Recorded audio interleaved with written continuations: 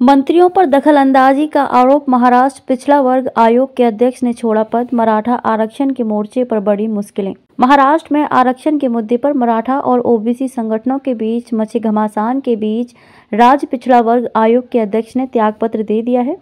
पूर्व जस्टिस आनंद निरागुड़े के इस्तीफे को मुख्यमंत्री एकनाथ शिंदे ने स्वीकार कर लिया है। निरागुड़े के इस्तीफे के बाद एक बार फिर राजनीति गर्मा गई है। निरागुड़े के इस्तीफा ऐसे वक्त पर हुआ जब नागपुर में राज्य विधानसभा का शीतकालीन सत्र चल रहा है।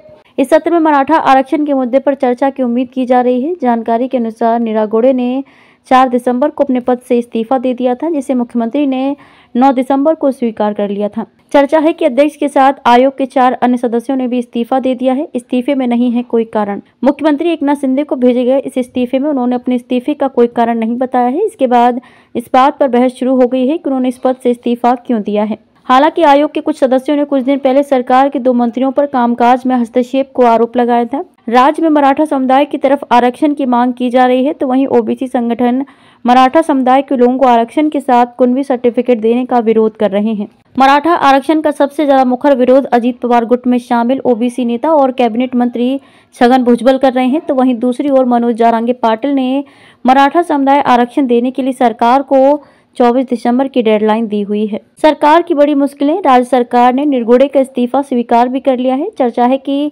आयोग के सदस्य बबन राव ताईवाड़े, संजय सोनावड़े, लक्ष्मण हाके, बीएल किल्लारीकर ने भी इस्तीफा दे दिया है। पिछड़ा वर्ग आयोग के अध्यक्ष के इस्तीफे ने कई सवाल खड़े कर दिए हैं। राज्य सरकार को इस पिछड़ा वर्ग आयोग से डेटा की उम्मीद थी, जो सुप्रीम कोर्ट में उसकी क्यूरेटिव याचिका में मददगार होगा।